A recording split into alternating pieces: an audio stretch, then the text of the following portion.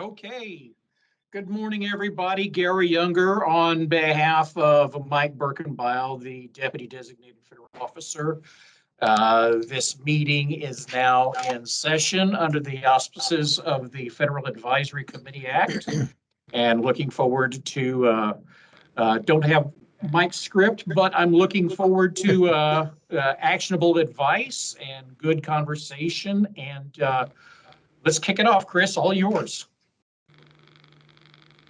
Chris, let me do two housekeeping things. One, letting people know that we record committee meetings for the HAB and they are posted online. So this meeting is being recorded. Second, because this is an online meeting, I can't badger you and collect real autographs for a sign-in sheet. So if you would be so kind as to type your name and your affiliation in the chat, we'll use that as our virtual sign-in sheet. Chris, take it away. Okay, what we're going to do today is, in the order that they're listing on the agenda, we're going to talk a little bit about elections for the new BCC chair and vice chair, and we'll have some discussion about the appropriateness of even having elections first. So that'll be first up. Then we'll segue to the draft advice on 2025 cleanup priorities, with the goal of reaching consensus on it to forward to the whole HAB board for approval in April, to be forwarded to the TPA, the tri-party agencies, for action on the advice. Following that, I want to bring you up to date on what's been happening with the operations work group. You've heard about this before at various times, but it started last October, or last October, I guess, maybe before that, with taking a look at is the current committee structure the best way to go with an eye toward the future? Should it be revised in some way, optimized in some way? So I'll talk for a little bit about where we stand, where things stand with that. And then I'll talk a little bit more on work that the operations group has done on revising our operating ground rules, the ground rules on how the HAB has to operate. These ground rules have to be approved by the Environmental Management Board in later on this year. So we need to forward them to the board as soon as we can after the April timeframe, because it'll take a while for the board to go through. They'll probably have a lot of comments on it, but they do have to be approved by General Counsel of DOE, or at least of Environmental Management. So we can maybe expect some back and forth. But this is a requirement that they're approved by DOE headquarters. And then we'll take a look at BCC business. We are scheduled to have one more meeting this year in September, and we'll talk about possible topics for that. So that's going to be the order of business today. Any questions on that? Okay, then Ruth, Lindsay, let's go forward with elections. But I'd like to say a few comments first on elections. There is a possibility that if the HAB board approves the new committee structure that the operations group has come up with in April, that the BCC committee will vanish. It will continue on until the end of September, but after that, the new committee structure will take place. So even though we're talking about elections, we may be talking about a new chairman or vice chairman only being in place until the end of September. Now, I think it's a good idea to have these elections for a couple reasons. One, if someone is new to the HAB, and they'd like to be a part of a committee, in the next 5 or 6 months that the BCC is in existence, if you would like to run for chair or vice chair, it gives you a good opportunity then to take part in a transition that the HAB is going to make from how we do business, the committee structure from now until the end of September.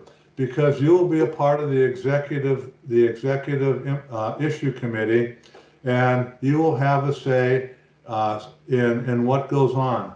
So this would be a really good chance for someone to take part in transitioning to kind of a new version of the HAB going forward, to become familiar with HAB operations.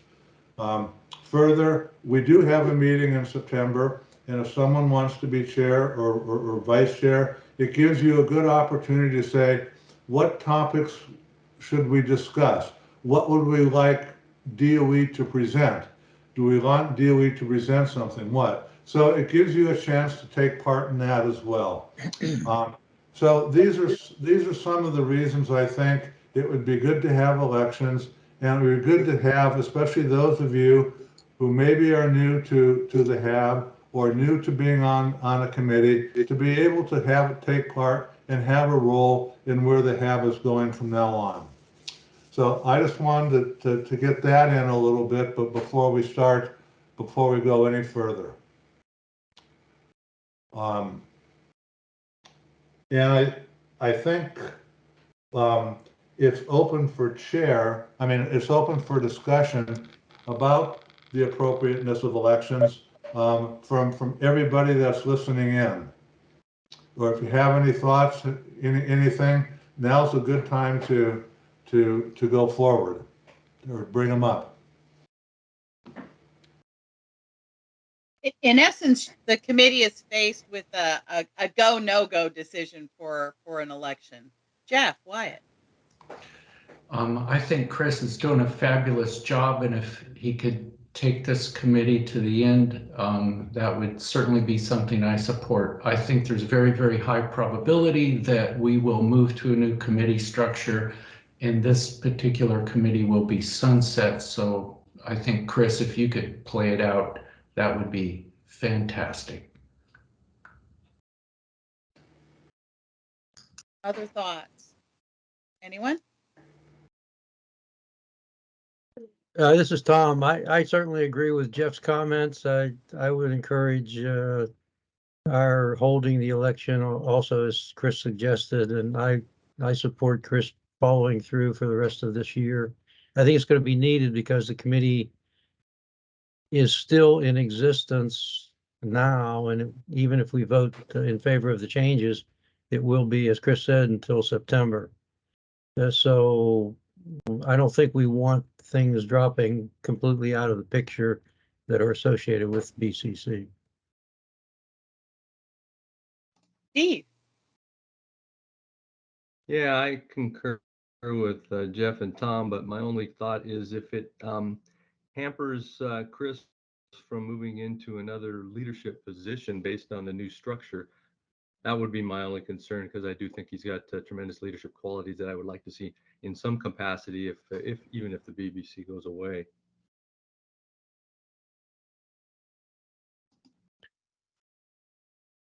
Any additional comments?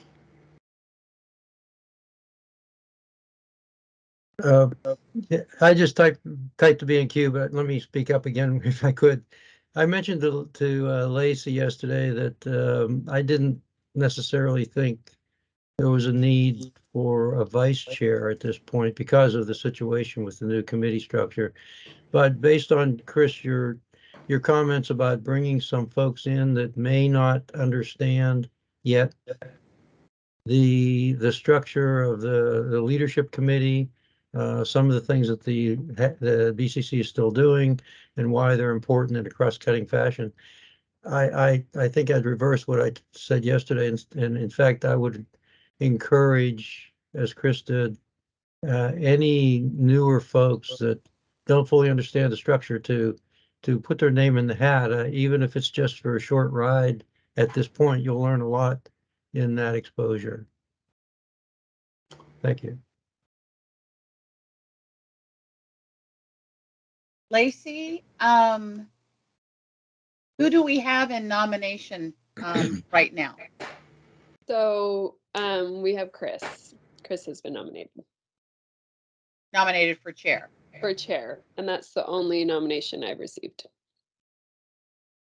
And I would really encourage someone to nominate themselves for vice chair, because I said it gives you a chance to be on the executive issue committee, and it gives you a chance to take part in the inner workings of the HAB, and to play a role in the transition that the HAB is going to be undergoing over the next 5 months and taking place at the start of October.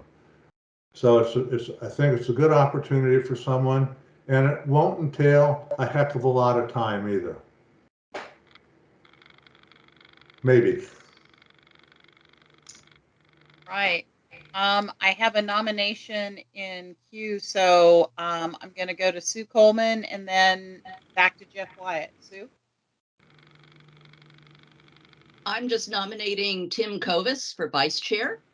He's a new member, but he has energy in this area, and I think he would be great as vice chair. And he's on the call. Tim, are you willing to serve?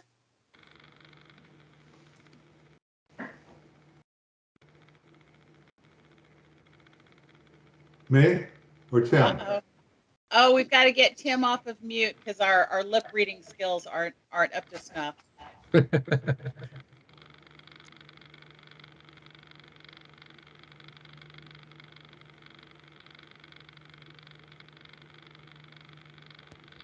Can you hear me now? Yes. Okay. No, I was just saying it took me 15 minutes to get logged on here, so I don't know how good my intelligence is, but I will not decline the nomination. Jeff Wyatt, I saw your hand and it disappeared. Are you still in queue?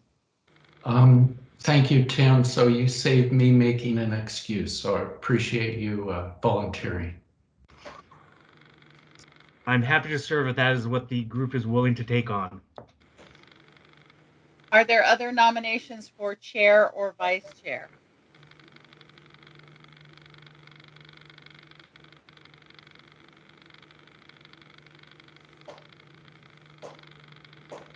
So we currently have Chris Sutton nominated for chair, Tim Covis nominated for vice chair.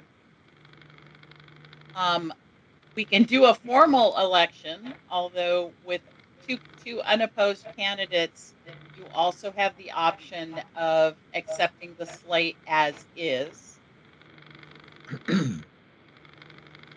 If you would like to do that, let us know in the queue.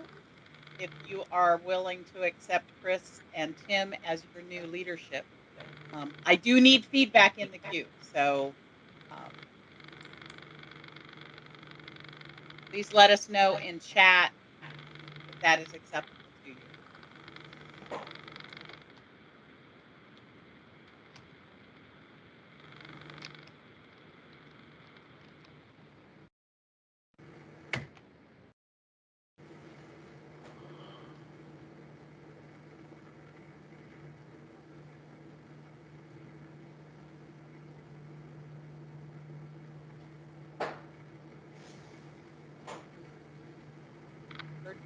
Almost everybody, just a couple more.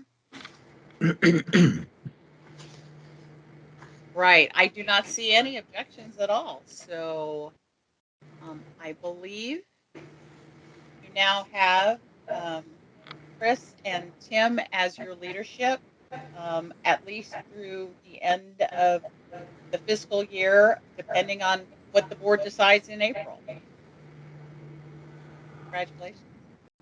Yeah, Ruth, we have an EIC meeting tomorrow. Since Tim is now the vice chair, is he able to attend? Yes. So, Tim, congratulations on attending your first executive issue committee meeting tomorrow. I can tell your heart is pounding and is overjoyed. I hope I can sleep tonight. What time is that meeting at? It's at 1, it's 1 to 4. It's all afternoon. Okay. I'm trying to forward the Josh, can you forward the calendar invite on to Tim? So he has all of the, not only the time and the login, but all of the documents that go with it. Perfect. Thank you. Given that we gave you so much notice. Yeah, I just forwarded everything to you, Tim. Cool. Thank you. Right. Chris, you're doing a great job. We're 10 minutes early. Okay. Our next order of business is to come to consensus on the draft advice, which means that we forward it to the entire HAB board for approval in April. That's what today consensus means.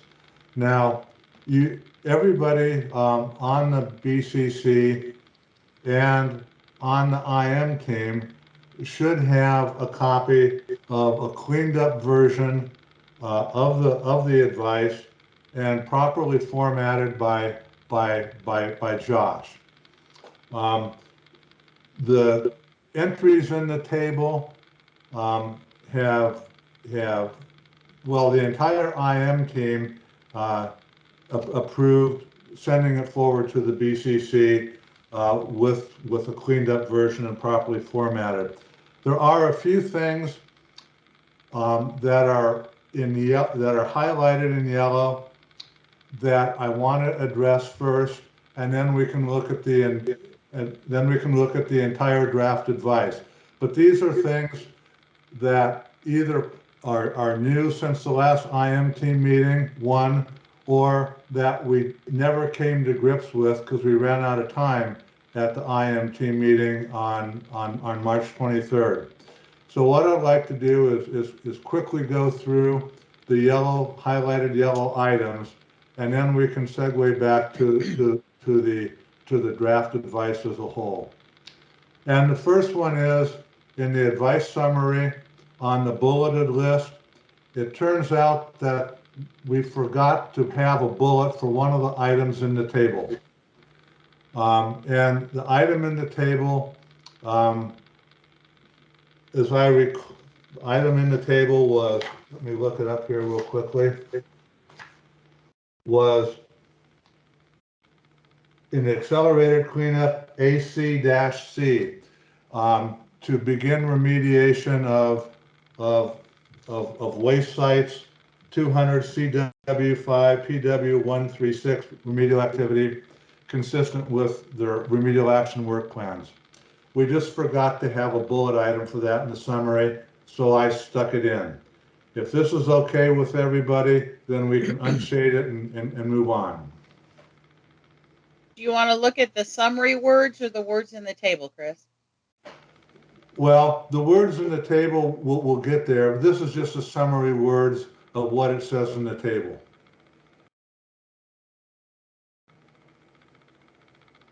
So to the group, are the words in the yellow highlight acceptable for the front end of the advice?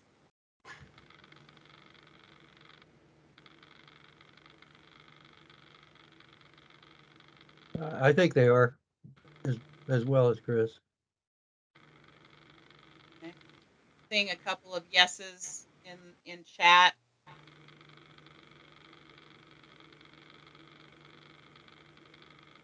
Anybody who cannot live with it? Seeing okays in chat. Okay. Let's go through then to the next one, Ruth. Scroll down to the next yellow. Okay, this is a paragraph that originally appeared at the end of everything, just before the table that we'll see. There was some, because of the wordsmithing that went on, it didn't seem that where it was the best place for it. So I took the paragraph in its entirety and put it at the end. Ruth, scroll up just a bit so we can see a couple paragraphs before it. We're talking about, in the paragraphs before it, the need for additional funding. And that's what the two paragraphs before it addressed. And so it seemed that because this paragraph was also concerned with additional funding, that if we decide to leave it in the advice, that is a logical place for it was right where I showed it to you right now. Now, the other hand is this something that we believe should be in the advice? Because as I said at the last IM team meeting, I have a hard time believing that these kinds of discussions have not already taken place, just not in the public arena, but behind closed doors. But I think the IM team felt that it, despite that it should remain in the advice. So my question to all of you, is this a good place for it, or and should we leave it in the advice?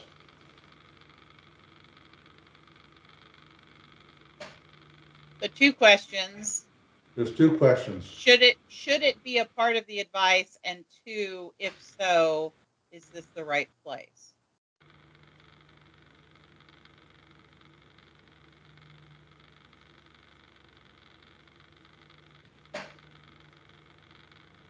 So we need your feedback here.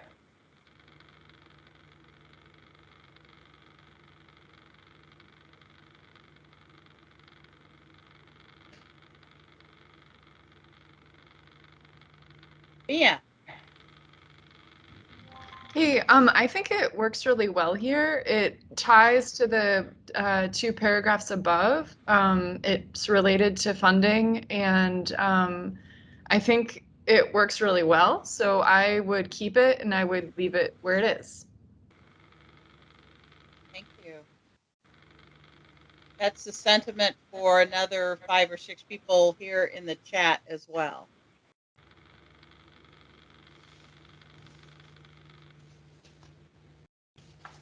Okay, then let's move on. This involves two words. Several people in the IM team weren't sure what environmentally conscious really referred to. And I brought up the fact that, did we really need environmentally conscious in? Because all work at Hanford and the Hanford cleanup is environmentally oriented. And I'm not sure how you can be a part of a tri-party agency or in the workforce at Hanford and not be environmentally conscious, because what you're doing is environmentally related. So those were the two thoughts in the IM team. What exactly is meant by environmentally conscious, and do we need it in here because all work in the cleanup is environmentally oriented anyway? So I'll throw that open to discussion. And I guess, Mia, since this is your words, maybe you can talk about it for a little bit. Yeah, this is literally word for word what is written in the fundamental core values document of the board. So I just took what was written there, because before it just said, this is a core value of the board. And I wanted to be, instead of using this, I wanted it to be more specific about what we were talking about for the healthy workforce. So I did not make this up. I pulled it from what was there before, and I'm open to removing environmentally conscious if we don't think it fits here. I'm not tied to it. So, But it is word for word in a core value of the board in reference 6, right? That's correct. Yeah. I think I agree with Chris that it's somewhat superfluous and could be removed. And I think it detracts a little bit from the emphasis on, the workforce and safe work. So I would support taking it out. Rose. Yeah, I'm of the opposite opinion. I think I think it needs to stay in. I think that it comes directly out of other documents, and you know, um, being a representative of Yakima Nation, anytime we can have it in there and say those words and reinforce the um, being environmentally conscious in everything that goes on out there, so much the better. So our vote would be to leave it in. I feel. Tom Galiotto. Oh yeah, I added my thoughts in the chat. I don't believe it adds anything, and in fact, I think it can be a little confusing in this context, in that environmentally conscious activities in general are a hot topic in recent discussions and in the news, and I don't believe it would be advantageous for us in this advice to bring those words up, which can actually, um, uh, I think, confuse the issue a little bit more. We're not talking about the current political environment of environmentally consciousness, if you will, but we're talking about being environmentally effective in cleanup of Hanford. So I believe it detracts somewhat from the advice. Other thoughts?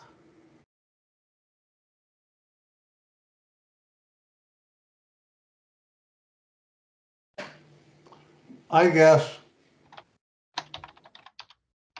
I've changed my mind a little bit. If they're explicit in reference 6 in our core value of the board, and that's what it says, then I think since we've referenced that, and those words are in there, even though there's some concern about the words environmentally conscious, I think we ought to leave it in.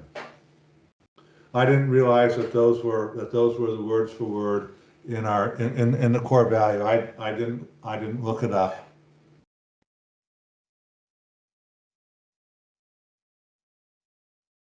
So Jeff, you indicated that you're okay either way. Tom, can you live with it if they stay in there?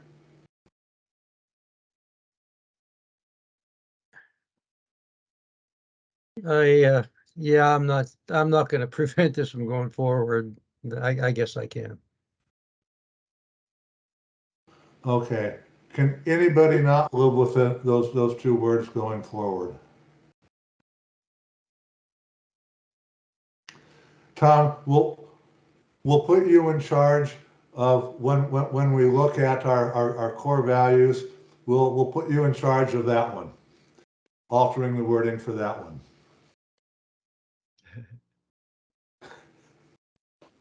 Is that me? Did you say? Okay. The next one is the last item in the table, Ruth. In the IM team, thought that instead of having the ISA-C as a separate paragraph in the advice, that because we use the words advises, it would be good as an advice topic in the table. So we put it in as ISA-C. I highlighted the last sentence because the last sentence doesn't really seem to go. If we're saying this is an advice item, the last sentence really doesn't seem to fit anymore. And I want to open it up for discussion because I think we ought to delete this last sentence for the reason I just said. Steve? Yeah, and I agree with Chris. I don't think it's advice, it's just a statement. So I think it needs to come out. Thanks. Mia. I agree with the last sentence, that it should probably come out.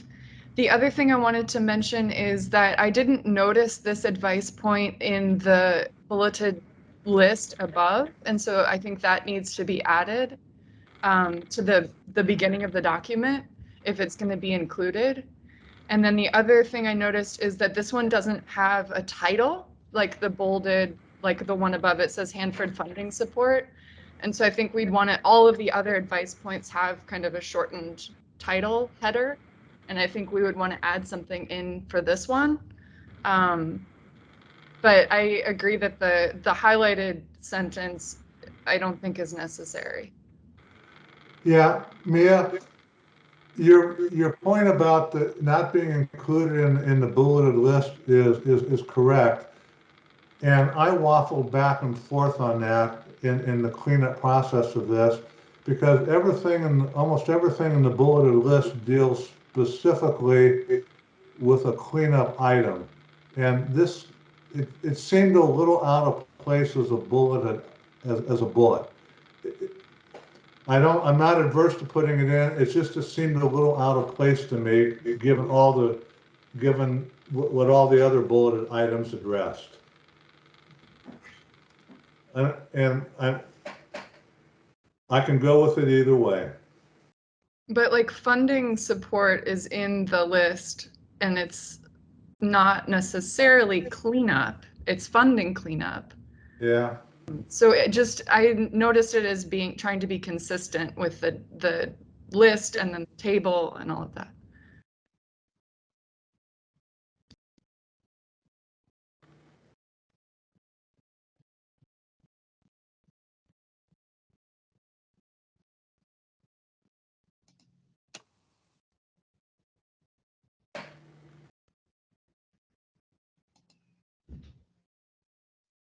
So Tom Okay. Galiotto's proposal is to call this section advice distribution and to not have the last paragraph. 2.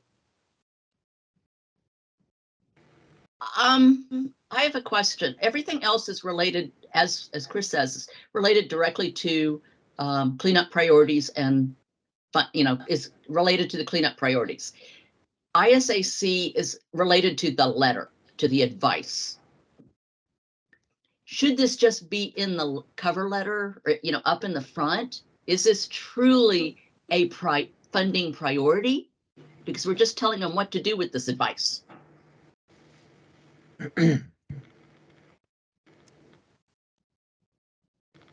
Dan, what do you think? Well, I think it kind of weakens our position in asking for a compliant budget. We want a compliant budget, and then we say down here, well, this is what we're willing to accept.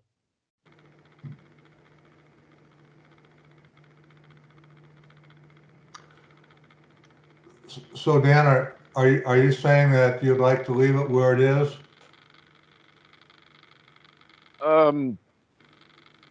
No, I think put it in the distribution.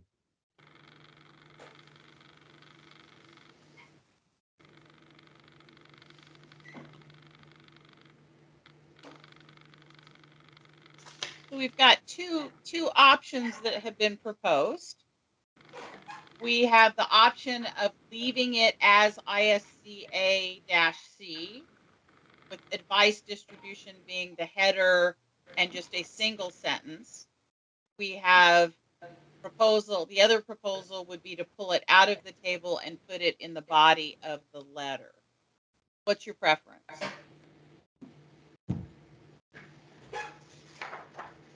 Ruth, if I can just add a little bit of context, I don't think I'm hard over on either one of those choices myself.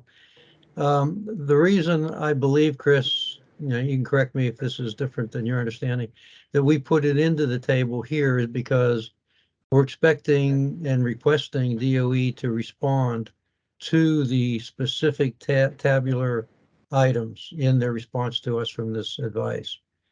And if we put this statement under ISAC, if we put that actually in the text of the letter instead of in the table, it likely won't be responded to. It still may be done by DOE, but it likely will not be directly addressed.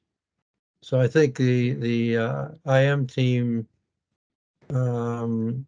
suggested that it was in the table because it's a formal action that we're requesting be responded to.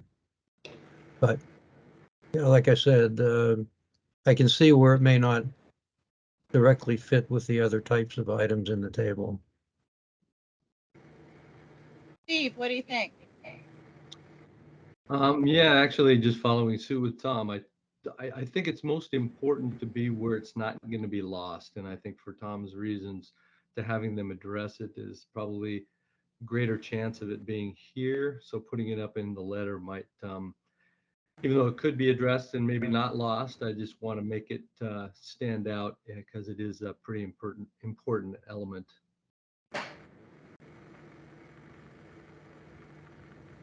Other thoughts?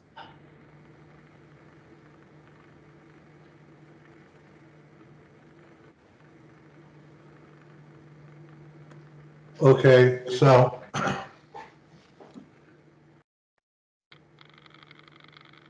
does anybody have heartburn if we leave it in here where it is?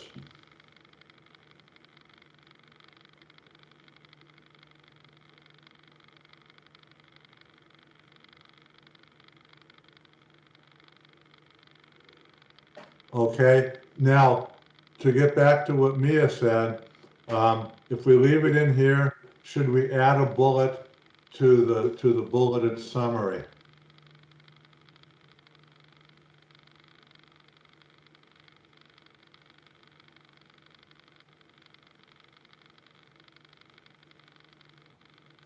Sorry, I'm not trying to make the CSIP here. Yeah, we'd add a bullet at the end. And right, we could almost take it word for word since it's so short as a bulleted item.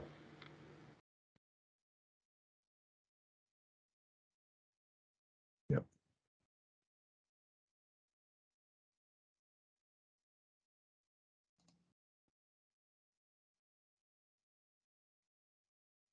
I'm seeing yeses in the chat.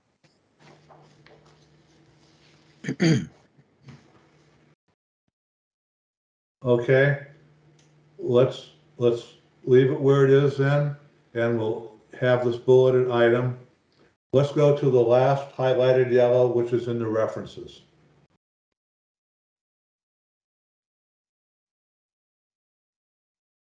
We never actually circled around to say what the title of this particular reference should be. It refers to the fact that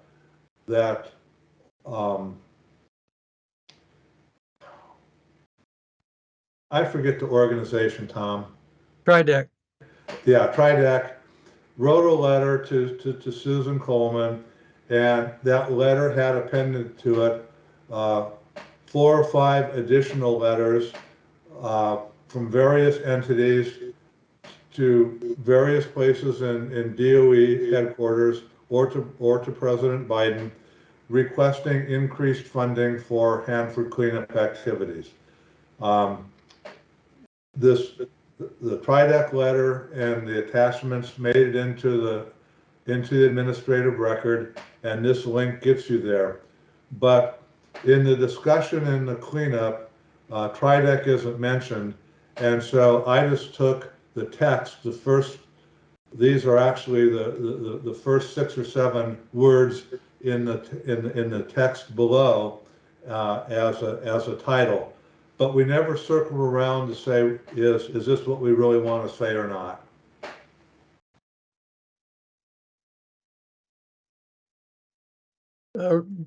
Chris, I just put in some words in the text or in the chat as the way I have referenced it in the past in communicating with some other folks informally. But this defines the letter subject, formal subject, and the date, and who issued it, and the link. It's a little bit longer than maybe a couple of the other references, but if it's appropriate for you, it covers the ground, I think, that we'd need to discuss.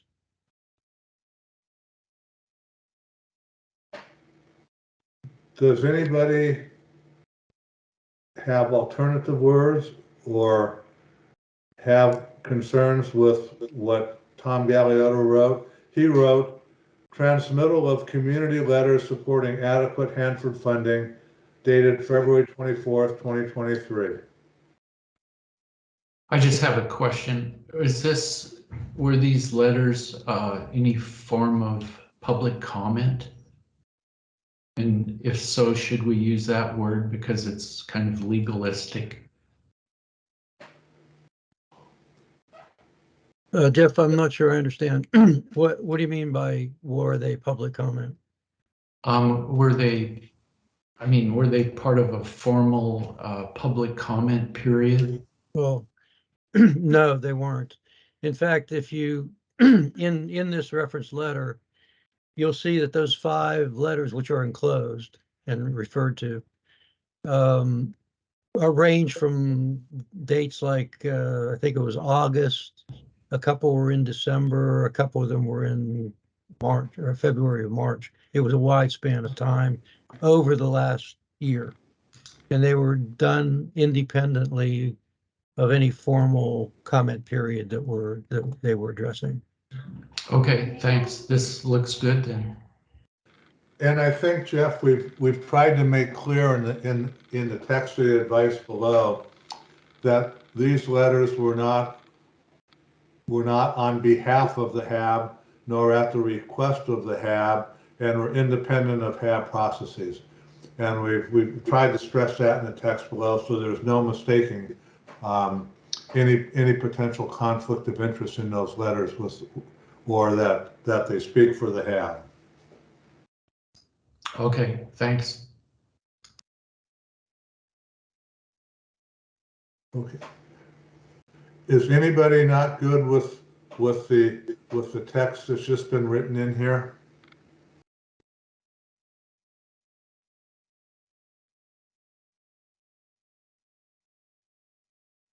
Okay, then Ruth, let's circle back to the beginning of the very beginning of the advice.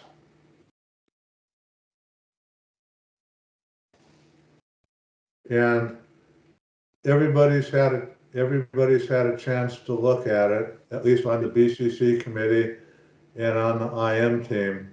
So if we can scroll up just a little bit so we can get the paragraphs and the bullets in the advice summary, the first paragraph and the bullet items. Okay.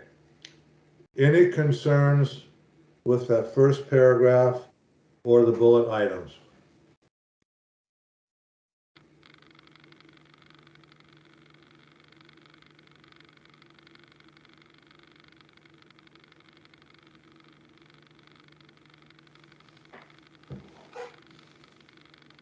Okay.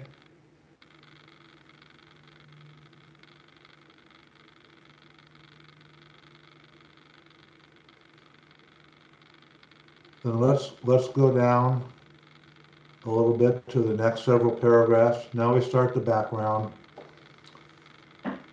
And let's take a look at all the words that we see on the screen now.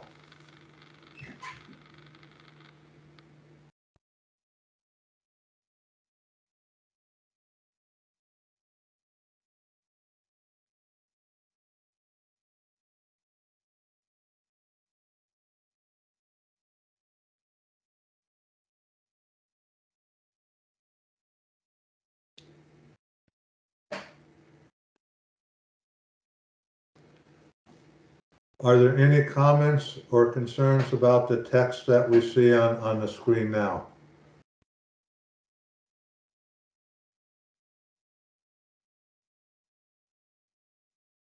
Okay, scroll down a little bit more, please, Ruth. Now we're in past years.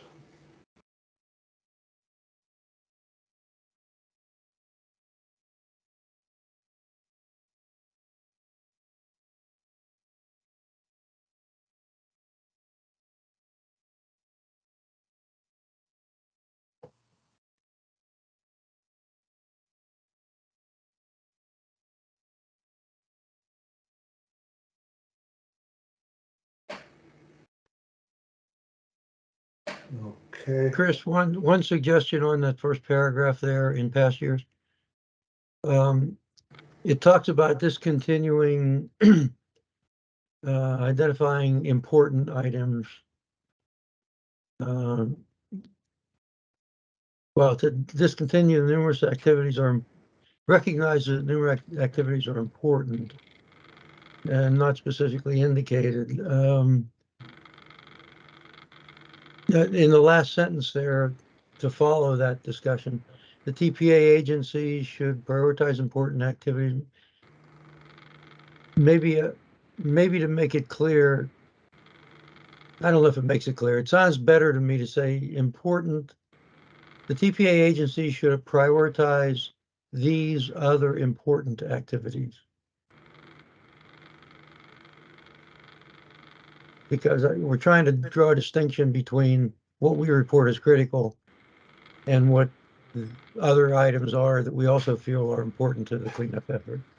I don't know if that helps, but it just sounded a little clearer to me. I'm okay with it. Anybody not okay with it?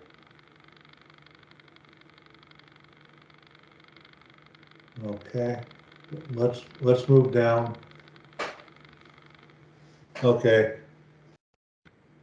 Yeah, here we are in addition, and then we take in the last paragraph that we added.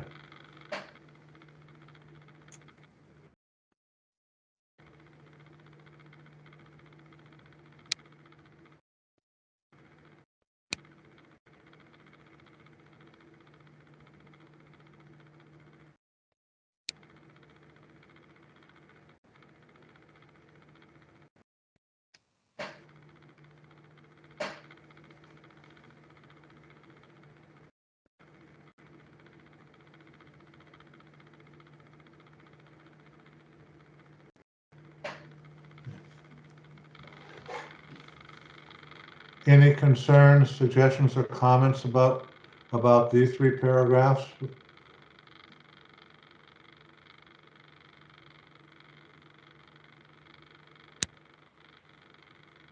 Okay, then let's go and take a look. Now, one of the things that there were some emails floating around about were the words "min safe." We heard at a recent meeting that DOE would like to do away with the words "min safe." And so what we did in the second paragraph, well, in the last 5-year plan, on the first page of the 5-year plan, there was a box in the upper left-hand corner that said "min safe," and then it used words to describe what "min safe" was. We took some of those words here and replaced "min safe." So instead of "min safe," it says of assuring the safe, secure, and compliant management of Hanford's critical resources and the maintenance of infrastructure, safeguards, and security. And those are basically words that were in that DOE used to describe MinSafe that were in the 5-year plan. And the IM team felt that even though they're longer than the two words MinSafe, that this really got the idea across what we wanted to say. So that replaces MinSafe, and MinSafe does not appear anywhere else in this advice.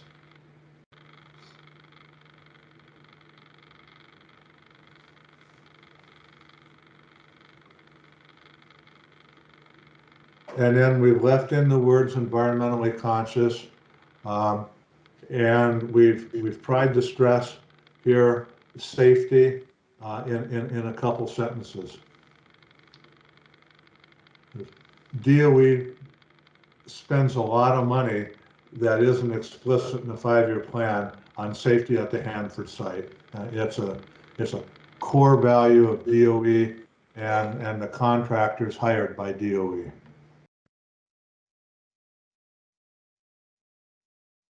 Okay, comments, concerns here? Good. Then going into the table, as we said in the text, we've used two of the terms that DOE uses. Tank waste cleanup occurs in their 5-year plan, and then risk reduction occurs in their 5-year plan. These are the items, items A and C, and these are just identifiers. They don't indicate priority, but TWA, B, C, just identifiers. But TWA and TWC come directly out of DOE's 5-year plan. And the only thing we've added in C are milestones.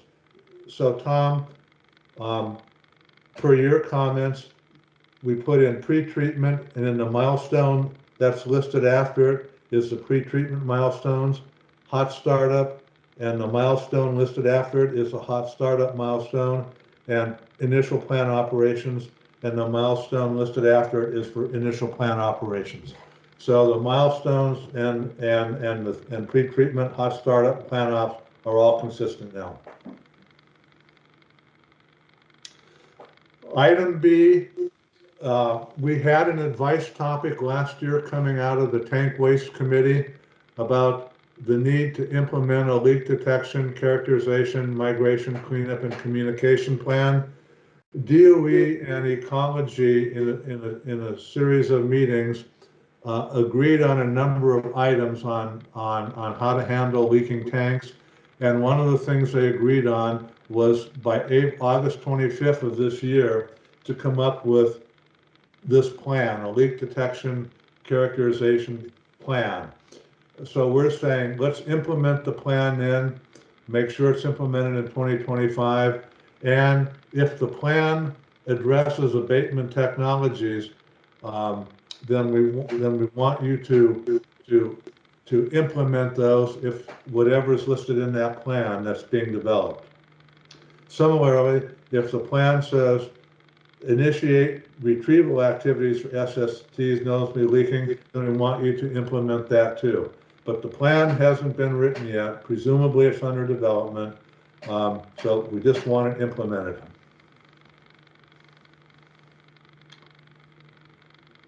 In risk reduction, let's scroll down. A, this is right out of the 5-year plan. B is out of the 5-year plan. The 5-year plan does not explicitly use these words, but it's a priority of DOE to reduce contamination in groundwater to prevent it from reaching the river. That's an ongoing priority. And in the 5-year plan, there are words to that kind of scattered throughout it. We kind of rewrote those in one place, not only to maximize plume reduction, not only through remediation activities like pump and treat, but also through reduction of source reduction where there's waste that's leaking into groundwater, both on the Central Plateau and along the river. So we consolidated items in the 5-year plan here. Additionally, we wanted to make sure that DOE identifies and collects all data and resource needs to facilitate milestone waste shipments to WIP or other appropriate offsite facilities. DOE spends a lot of money on waste. Their PBF 13 is one of the major budget items in RL. And so this is basically saying, hey, this is what one of the things we'd like to see in 2025 coming out of PBF 13. In accelerated cleanup, we know that you can't maybe accelerate cleanup without additional funding. We know that, and that's what we've addressed in several paragraphs in the text. But these are three things that we'd like to see start.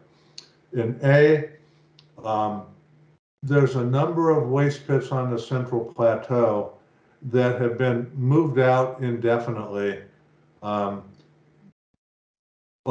the adaptive milestone approach that DOE is going to take. We'd like to see some of those initiated to accelerate submittal of RFS documents. In other words, we'd like to see characterization start because some of these are going to involve massive characterization, and we'd like to see that start. Otherwise, submittal of RFS documents is going to drag out for a long, long time. We'd like to see the waste 300-296 waste site below the 324 building completed in FY25. Right now, it's scheduled to be completed in FY26, in November of FY26. Well, hell, that's only 2 months out of FY25. So I'd like to see that move forward into FY25 to make sure that that the TPA milestone is met. Rather than say meet it in FY26, we want to make sure it's met. So let's move it forward a bit. And the cribs, these cribs, right now, there's a remedial action work plan, Rev 1, that was produced in 2021. And if you look at the schedule in there, some of these remedial activities are supposed to start in 2023. So if they're supposed to start in 2023, we surely would like to see them start in 2025. The issue is there's no funding for them right now. So that's why we put them under accelerated cleanup, try and get funding for them. And then the three things now in indirect and supporting activities, there's one about workforce issues. It's an issue right now, and as Mike Birkenbell has pointed out, and basically on a weekly basis, DOE has discussions about workforce issues, about workforce availability. So what we would like DOE to do is to develop and implement a long-term plan that describes how DOE is going to assure workforce ability through 2078.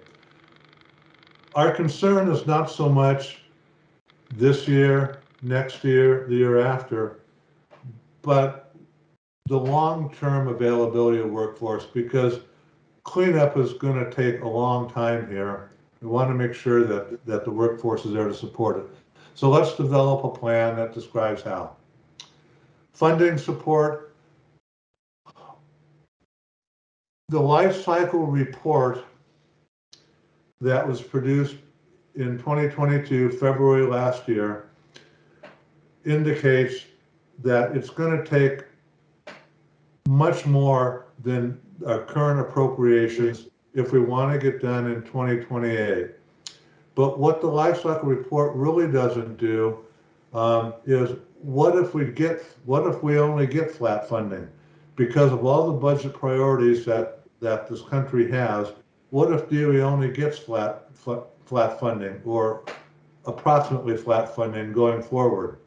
So we would like to see in the next life cycle report a flat funding scenario that indicates the impact of cost, schedule, and scope to the Hanford cleanup mission.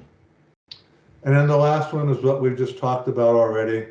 Let's include this advice with the upcoming DOE Hanford budget to be submitted to DOE headquarters. So that's the table, and that's what we're advising for 2025 in terms of cleanup priorities. What we feel are critical cleanup priorities. Are there any comments, suggestions, concerns about what you see in the table?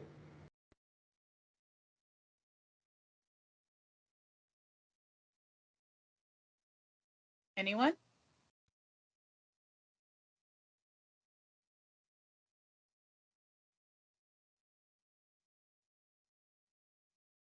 Then members of the BCC, not members of the IM team, unless you're also a member of BCC.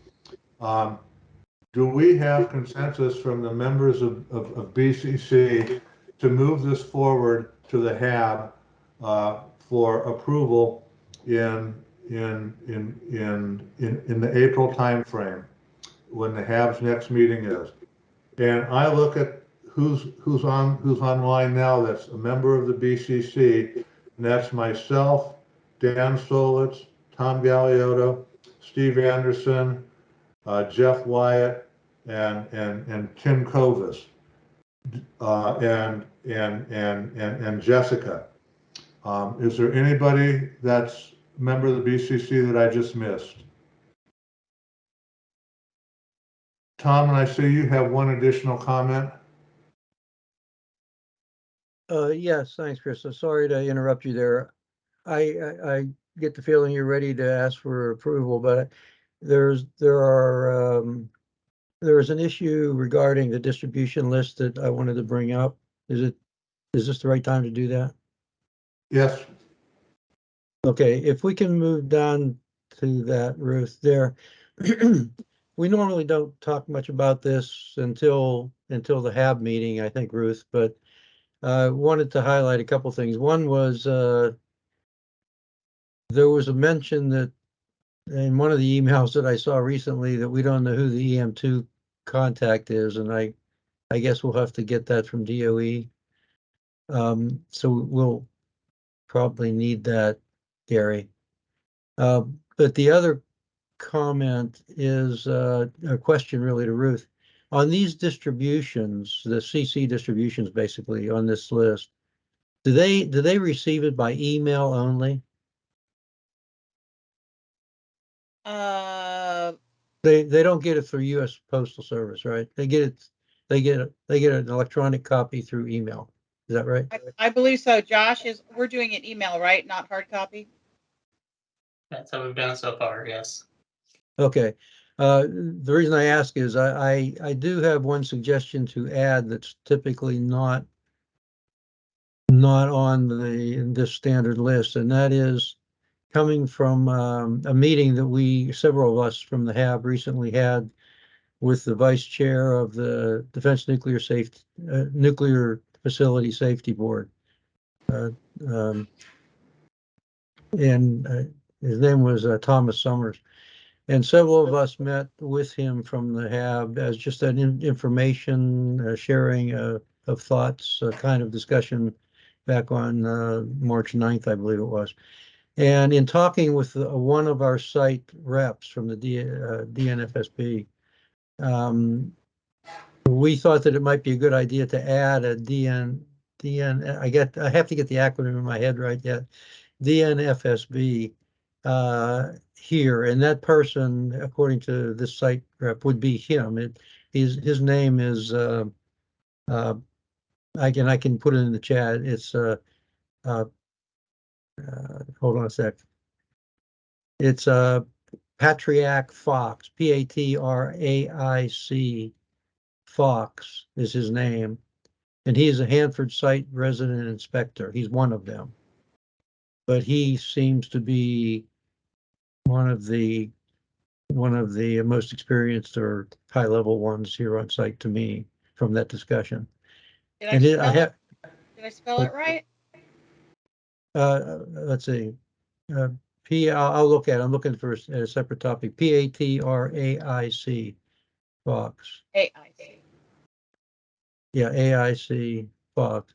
Yeah, and he's the let me get his. I guess it doesn't matter the title, but I can give you the email address if you'd like it now. Or I can. Yeah, if you stick it in the chat, it'll append to Okay, the record so we can okay, that sounds good. I'll put it in. What's interesting to me, just as an aside from that meeting that we had with the vice chair, is that we have, I don't know, some of you other folks that were in that meeting may want to add to this, but we have like 5 individual field site inspectors from DNFSAB here on site that are very, I'll say, intimately involved in just about all aspects of the Hanford cleanup from the standpoint of safety. And they report to the White House, through the White House. So it's not through DOE or EM, it's through the White House avenue from a safety perspective. And so they have a different audience, if you will, and have the ability to raise issues and to answer issues that may be appropriate from the White House folks, the White House staff. So we thought that it was a good idea to put them on this list. So I'll put his email address in the chat. Thank you. I have a question. Yes. Yeah. Yeah. When I was serving in the legislature, I was always asked about cleanup, and I was wondering if you could include our state senator and the 2 state representatives from this district, because they get, I'm sure they're getting questions and they don't know how to answer them. So if you could include them in some of the information, or as much information as you think would be pertinent for them on a state level. Thank you.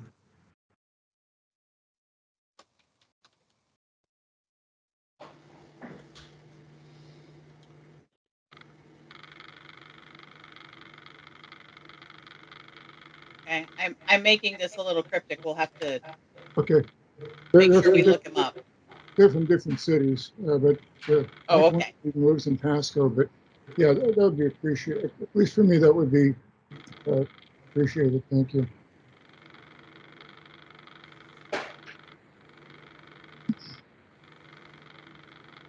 Okay. Any last comments now?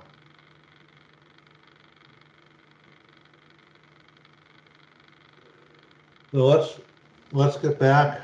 For the members of the BCC committee, does anybody not agree with going forward with the advice as it exists now, and with the comments or the changes that have been made to it, to the full HAB for discussion and hopefully approval in April?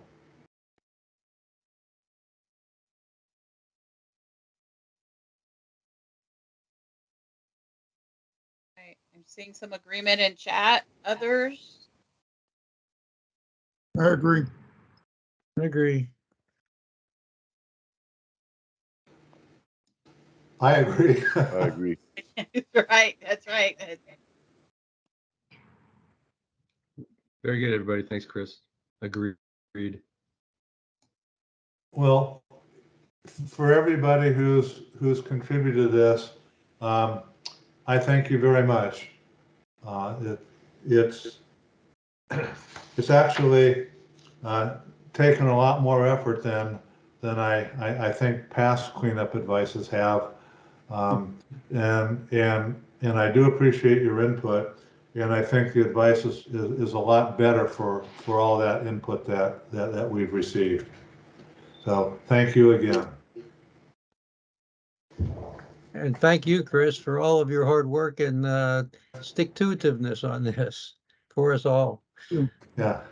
As of today, I can tell you that I've received or sent 271 emails, 171 emails relative to this advice.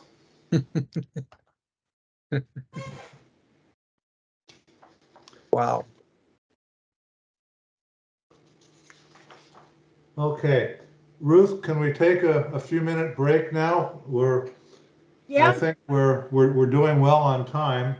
We can take a break and then come back to a discussion on the operations work group and committee business. Yeah. Do you want to break till 10:30 and give people a couple extra minutes? Yeah, let's do that. Okay, break till 10:30, and we'll see you then.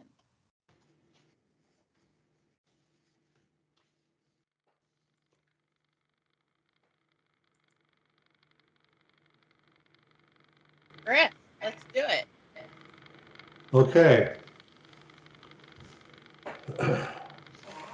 What we're going to talk about now for a little while is basically what the operations work group has been doing for the last 6 months. And there are two major efforts that the group has been spending time on.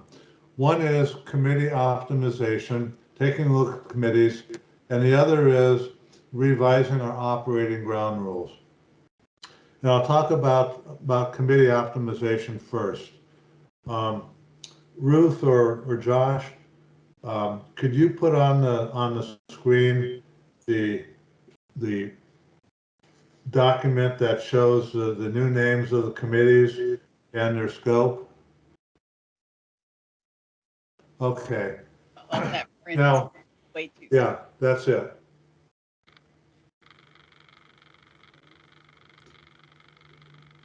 Looking at driver documents for the HAB, there's the Environmental Management Site-Specific Advisory Board Charter, and it lists some items that it considers to be within the scope of the various site advisory boards like Hanford. Then there's a document which is a memorandum of understanding among DOE, Ecology, and US EPA, and it also lists a series of bullet items that it considers to be the scope of what the HAB should concern itself with. And then there's an additional document which we refer to as the Green Book, which is an EMSSAB charter, EMSSAB document that also lists some things that it says site advisory board should be concerned with. So what we did is we took all those, from those three documents, all those items and put them on a board. And then we said, well, how would we group these into groups? Then to that, we said, well, here at Hanford, there's other things that we consider to fall in within our scope that are similar, if not, but not identical to what the driver documents say. So we put those up there too. And we grouped those. And we wound up with basically 6 groupings then of activities that the HAB should be concerned with. It was decided that 2 of those groupings were cross-cutting across all others. The BCC and the health and safety committees kind of cut across everything. So we put those aside for the time being. Then we looked at the remaining 4 groupings, and we gave names to those. But one of those groupings then was a community outreach and engagement grouping, and the scope that the operations work group then, with contributions from management or the chair and the vice chair of the PIC committee, which would go into this one, we wrote a mission statement. And this is the mission statement for the Community Outreach and Engagement Committee. I won't read it, I'll let you read it all.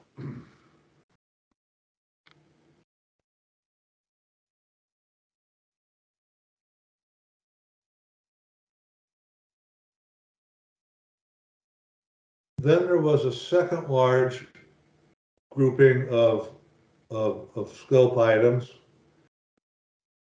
that we term the Cleanup and Risk Mitigation Committee. And this essentially is what the Central Plateau, the River and Plateau Committee would morph into. Cleanup and risk mitigation with some additional scope and kind of a broader area, kind of a broader mission to consider waste management, but not specifically waste associated with the tanks or the VIP plant.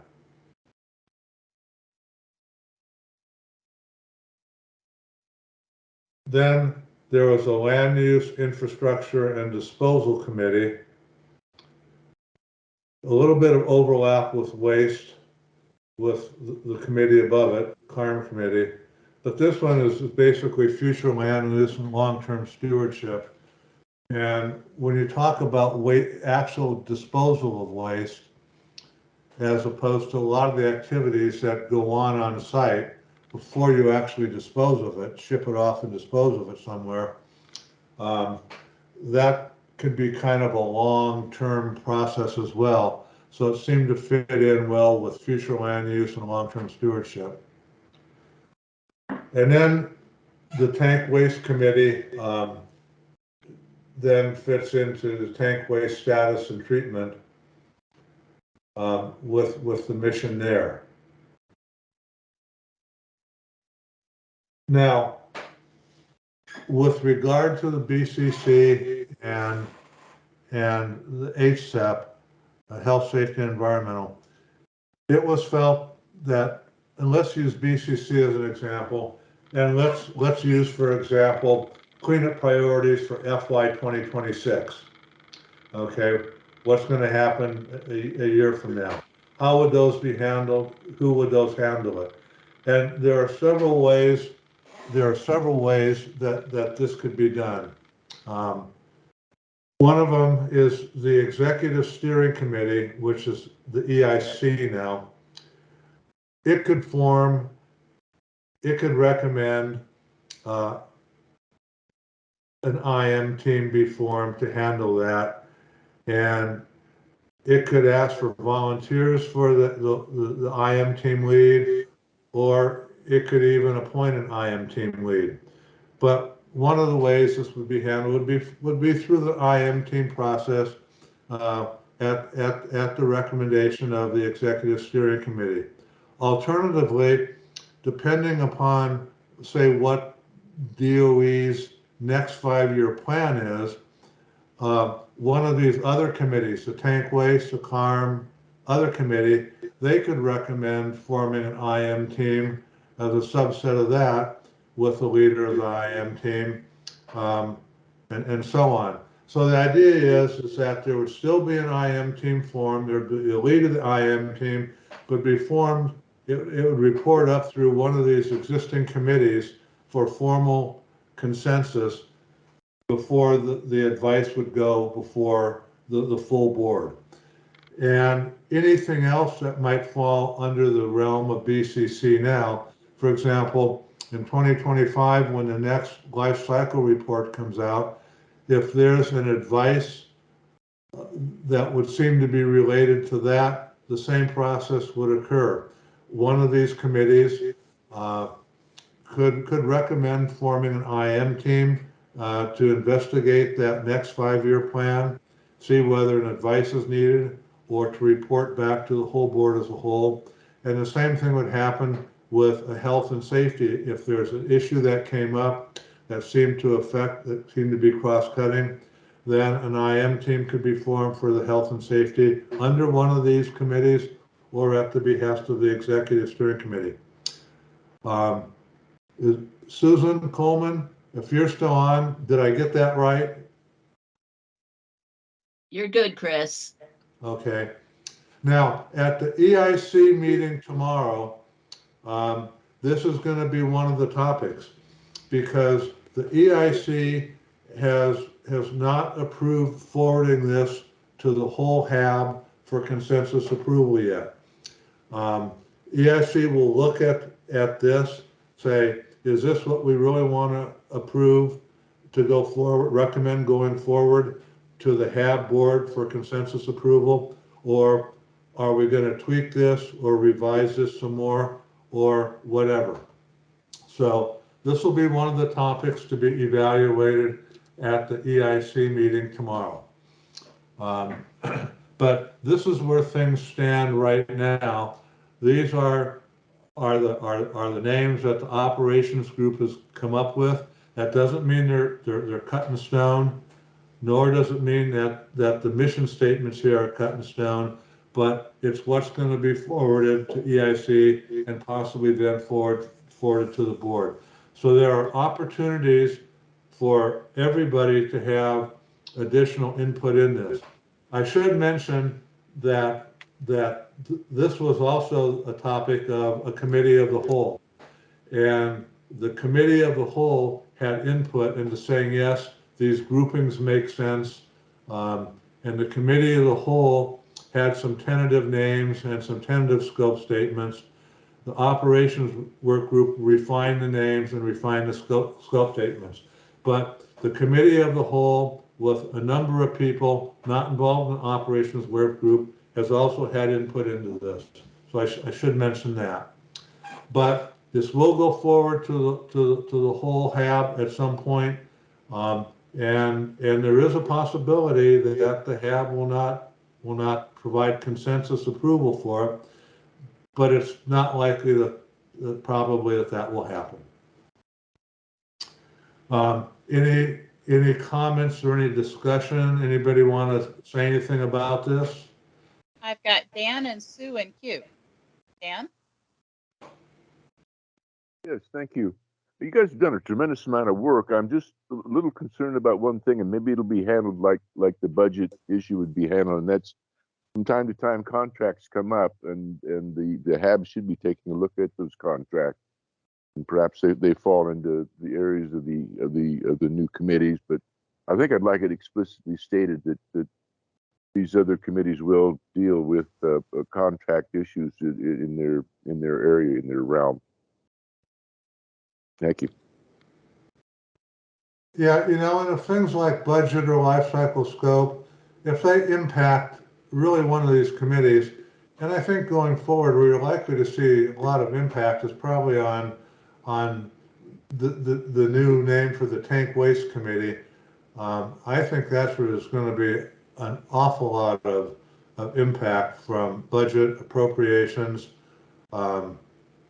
scope, the duration of treatment, especially with grout versus vitrification of supplemental waste, just the length of time.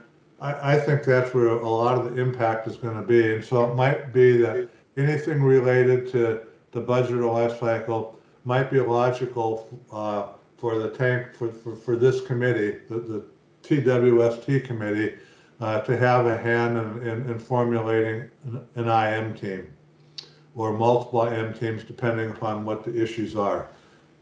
But I think looking for the next 50 years, a lot of the things that BCC is concerned with is really going to impact or be impacted by what goes on with the VITVAN and the WTP.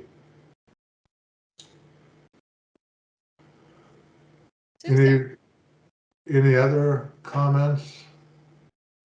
Yeah, I've got a couple, Chris. One, in response to Dan's question. Dan, we're looking at kind of rolling the concerns, the day-to-day management of and oversight of budget in with the committees, the same as we are with HSAP, with health and safety. So if it like the cleanup advice, which is an annual activity, we will charter a task force, IM team, something to work specifically on that, but it won't be a standing committee. And if any other budget issues come up or concern, we have that latitude again to establish a task force, IM team, whatever. Same thing with HSAP. We had the same question about HSAP. How do you deal with health and safety? So we've rolled it into the responsibility of each of the committees from a day-to-day perspective.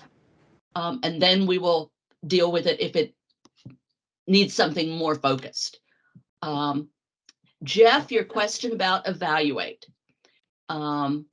Everyone, if you look at each one of the sections, each one of the committees, they all start with evaluate.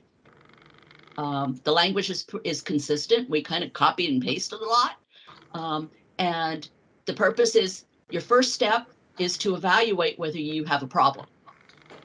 Then if you determine you have a problem, you will then develop the product, whether it be an advice or whatever. But the committee's role is to evaluate and recommend. The decision to go forward into an advice has to be a board decision. The board makes the decisions. The committees make recommendations. Okay, so is what you just stated, is that somewhere else in this document? It's not in this document, but it is in the other documents that Chris said, that that the board makes the decisions and committees recommend. You cannot make a decision at the committee level. Yes, no, I understand that. It's somebody has to develop the advice, and that happens at the committee or subcommittee level. So right. That was my question. Yeah. It will be done. Like I said, the process is the committee evaluates whether there's an issue, takes it up. Basically, the EIC, goes to the EIC and goes to the full board. Board says, yeah, we got an issue. Let's go forth committee and do good work. And then the committee does good work, develops, same as the cleanup advice, develops it for board approval. So that's the process in a nutshell. Thank you. And Dan, you adding back into my comment? Yes, it sparked a thought in me in terms of process. How many meeting cycles will it take to make a determination as to whether or not advice is needed? If it comes to the HAB board as a whole, and then it's then picked up by one of the subcommittees, and then it goes back to the HAB board. Is that the process that one of the things that I'm misunderstanding that? Yeah, one of the things that I've chartered, asked of the leadership is we need to find a way to be more nimble. We need to find a way to accelerate our processes. I mean, for me, just using the cleanup priorities activity for the last 4 months, Chris, has been pretty arduous. How can we streamline that process and be more nimble and get to the end point in an easier, quicker way? And still make sure we touch everybody and reach consensus and comply with our values. It's kind of the time to kind of, think creatively, out of the box.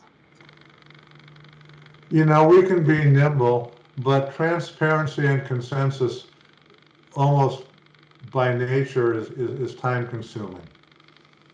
So there's a trade-off between nimbleness and really reaching out to people and getting people's opinions and working with those opinions to get a consensus product. That is a time-consuming process, and there's really no way, as long as the board is going to be a consensus board on the product, to avoid some degree of time-consumingness. Is that a word, consumingness? I understand it. It's okay. I'm just going to challenge you to think creatively. What would you say if I came back from the EMSSAB meeting last week and said that the field office managers are meeting the week of April 10th to start budget discussions?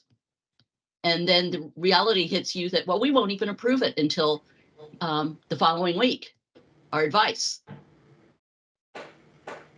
We would already be behind the curve if that was reality.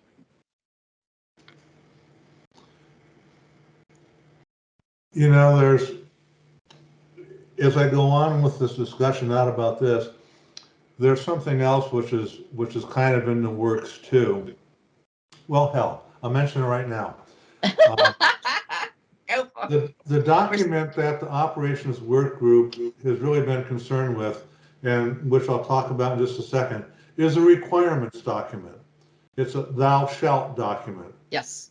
But there's another document, and this is the HAB process manual that will then subsequently be revised or replaced. Well, how do we implement at a local level our requirements?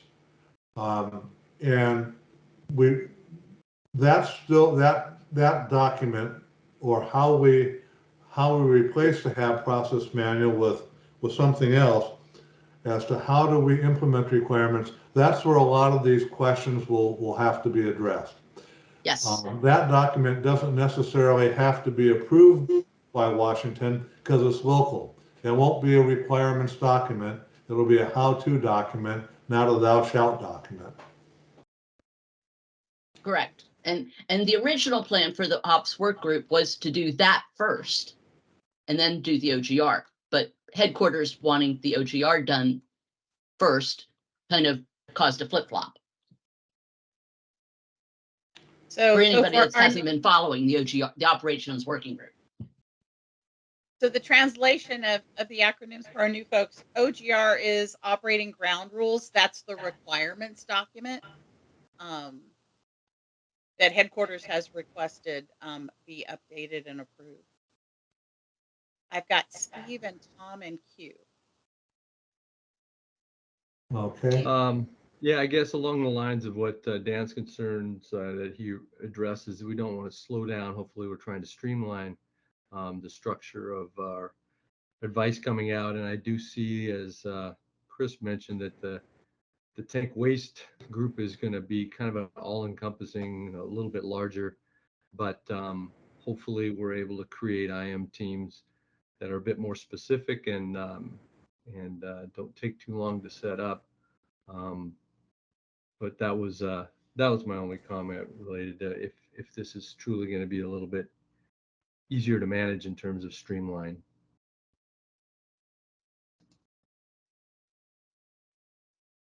Tom Galeotto. Yes, thanks. Two brief comments. Well, I guess these three actually from what Steve just mentioned. The TWST committee only has one word in it that refers to operations, and it says, treatment strategies and operations. But that's going to be a huge effort on the operations side, and that was one of the key things, as I understand it, that DOE was very interested in restructuring committees to make sure we address the new mission at Hanford for operations. That's probably sufficient in this brief discussion and description of the TWST committee. But I just wanted to point out that that's a major effort for the committee, for this committee to address. I was going to go on to something else. Did you have a comment, Chris, or not? No. Okay. The two things I wanted to ask about were, in view of the banking crisis that the country is and has been just recently going through, it brings to mind stress tests to see if our system is adequate to handle forward-looking operations. I'm wondering if the operations work group has actually tried to, for example, look at this, do a stress test, if you will, on the new committee structure, whereby you might look at the list of past items of advice for the last, I don't know, 5-10 years, whatever's convenient and appropriate, and to say, okay, with this piece of advice, does it have a home now in this new structure?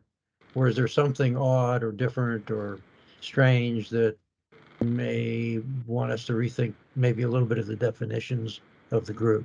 I think they're fine right now, but it'd be nice to know that someone has looked at recent history and said, yeah, we think that these are going to cover all our recent activities for the HAB effectively. That's one comment that I would suggest.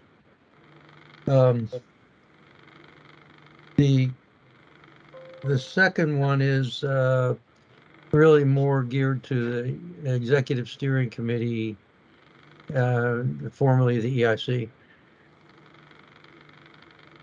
That they're going to have a lot more effort or involvement, I'll say, or initiation of involvement of the HAB than they have in the past. Just because we're putting any cross-cutting activities into the EIC, in essence, as the responsible organization, even though it may be taken by one of the lower committees.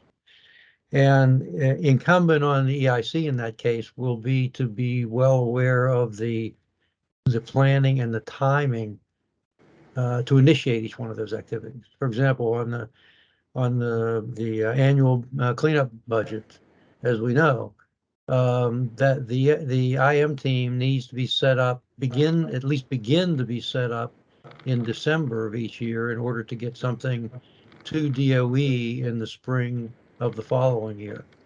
And that sometimes, depending on the HAB meeting schedules, the full HAB meeting schedules, that the last HAB meeting of the year, of the calendar year, might be in November or December.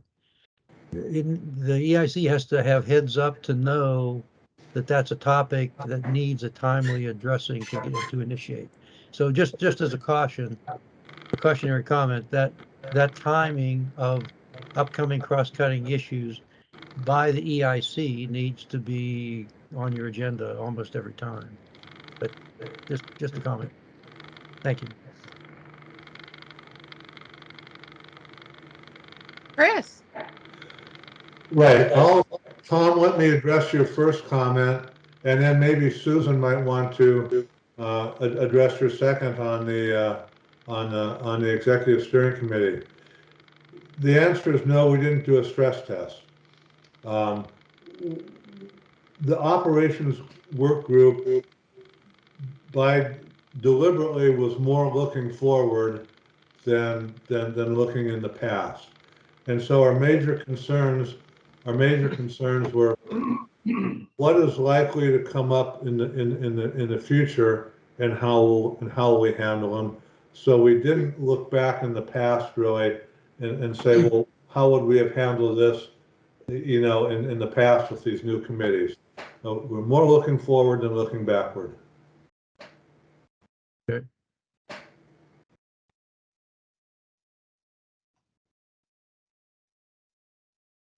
Tom, I agree with your comment about cross-cutting and looking forward and managing, being able to manage the workload coming up in the future. I totally agree with you. Good. Thank you. Okay, let's transition a little bit. We've been talking about this document, the operating ground rules requirements document. So let's take a quick look and see what's in it. So Ruth, if you could, I just want to walk through the table of contents really.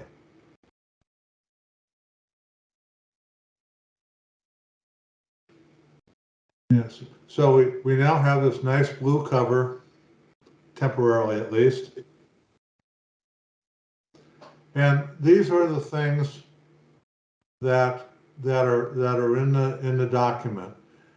And again, under each of these items, we're talking about requirements. So in the background and introduction, we list a number of federal drivers. The FACA Act, EMSSAB Charter, various federal drivers. FACA is the Federal Advisory Committee Act.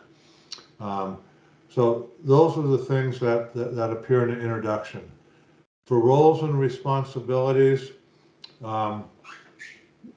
we give those for the tri-party agreement agency representatives and staff. For the deputy designated federal officer, who's Mike Birkenbile. We talk about the roles and responsibilities of HAB leadership, the chair, the vice chair, And under what circumstances can we remove the chair or vice chair if they're not doing their job properly? Talk about roles and responsibilities of HAB primary and alternate members and of the facilitation staff. Then there's a section, and I should say that a lot of these titles, the main titles, are also titles that are in the EMSSAB charter or in EMSSAB driver document. I don't remember what the exact name of it is, but we call it the Green Book. So then we get down to operating the Hanford Advisory Board. What are the requirements for consensus? Requirements for quorum? What are requirements governing major and minor procedural decisions? Record keeping requirements? Meeting decorum requirements? Public participation? A subset of that is how do we handle press inquiries or contacts? The committee composition and membership. Basically, more of it is talked about the executive committee and committees and work groups. Now, as an example of what's not discussed in here, the names of the committees and the scope of the committees that we just gave you, those names don't appear in here under committees. Those scope items don't appear in here under committees. Those kind of things we decide locally and will appear in whatever takes the place of our current process manual. So those aren't requirements. What a committee name. We don't care. We don't want Washington to have to prove what we name a committee, for example. And that's an example of the kind of thing that we're retaining as a local responsibility and something that we decide locally and are not going to send up to Washington DC for any kind of approval or kibitzing about it. Going down more, Ruth. How do we revise the operating ground rules? What are the requirements to modify them? Conflict of interest, funding and other support, and then there's just acronyms and definitions, and again, applicable law, regulations, orders, and policies. Now, this is a 12 to 14 page document.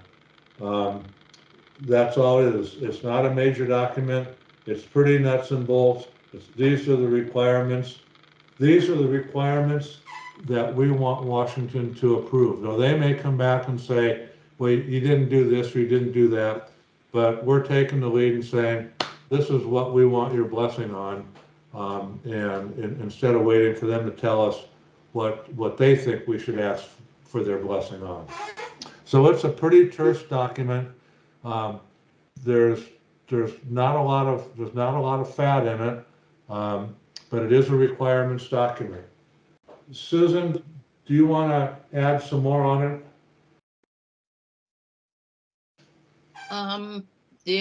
I agree with everything you've said. This is a less is more document. We only want what we're required to have in it. We don't want to sign up to anything that any add-ons, any things that's unique to us that we don't have to have in it, because as everybody here has worked with regulatory agencies knows that if you want to change it, then you got to go back through the hoops.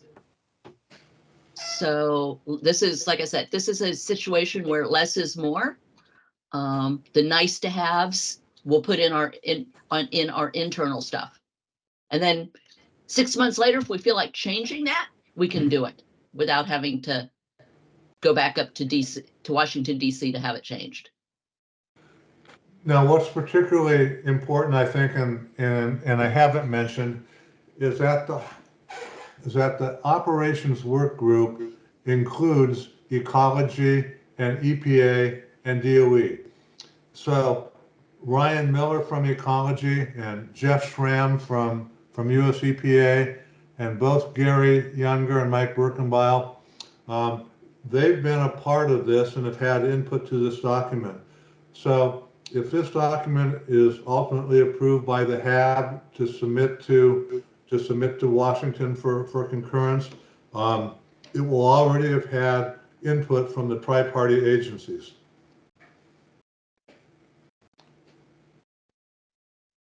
And now, this is going to be discussed tomorrow too. This has gone out to people outside the operations work group for comment. And in a formal comment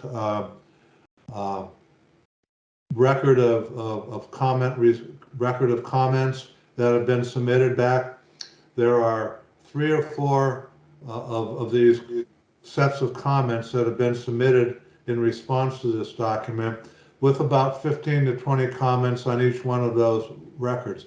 So one of the things that the EIC will discuss tomorrow, because we don't have time to go through all the comments, is what's the next step in addressing those comments and working those comments into what exists right now. But the goal is to submit this document to the HAB board for consensus approval to forward on to Washington, D.C. For their ultimate approval. Okay, So, Chris, I have to jump in. You just said something that's not right. probably. Nope, you're good. You've been great.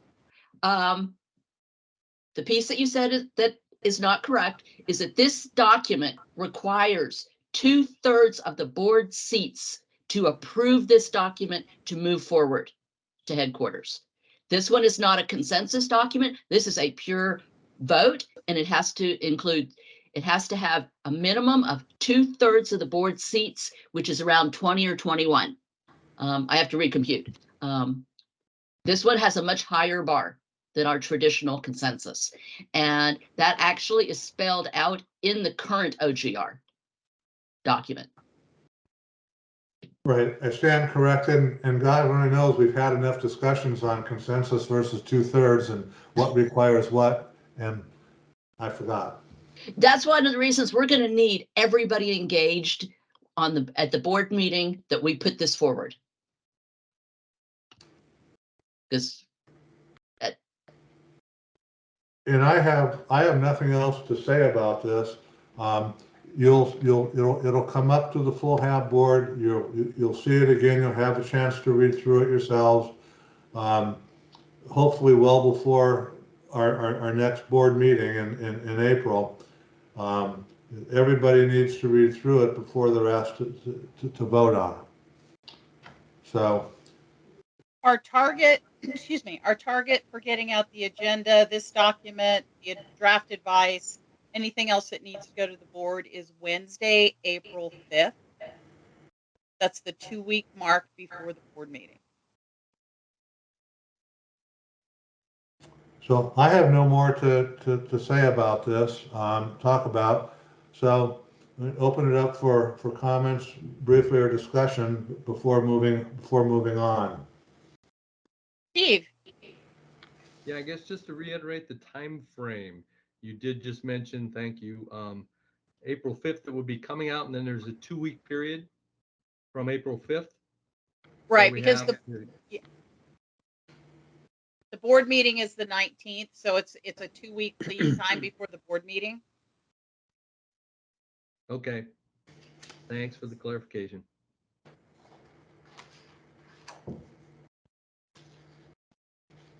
So there will be a fair amount for folks to read to prepare for the board meeting. You've got draft advice, you've got the proposed committee names and scope, and this document at the moment is 18 pages. So you're looking at 25 pages to read before the board meeting, back of the napkin.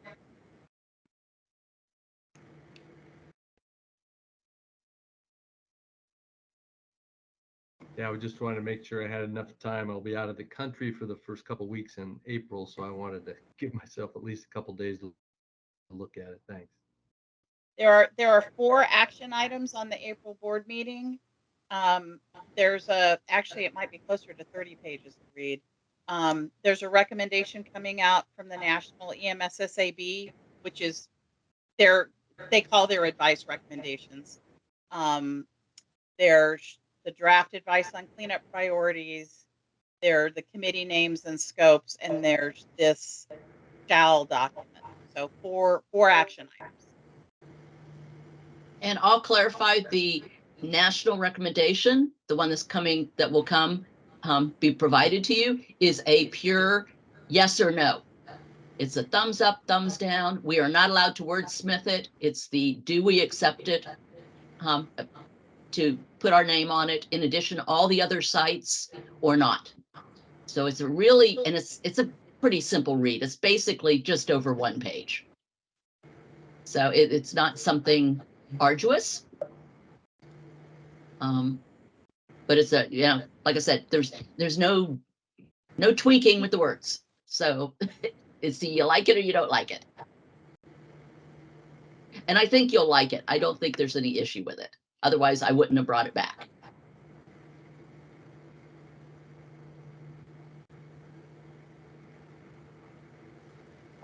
Any other comments from anybody?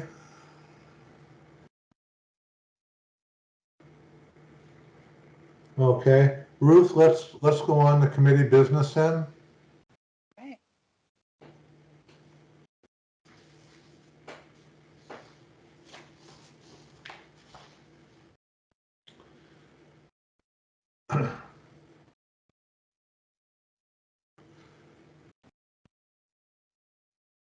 There's not a lot of committee business that I think we really need to talk about. Right now, we're only scheduled for 1 meeting, and that's a BCC meeting in September. And the only thing that might be a topic for us that we might want to talk about in some way, shape, or form is possibly the president's budget for 2024. Hanford's going to get slightly more than $3 billion for 2024, but how that is going to be tweaked, how that makes it through Congress, we don't know.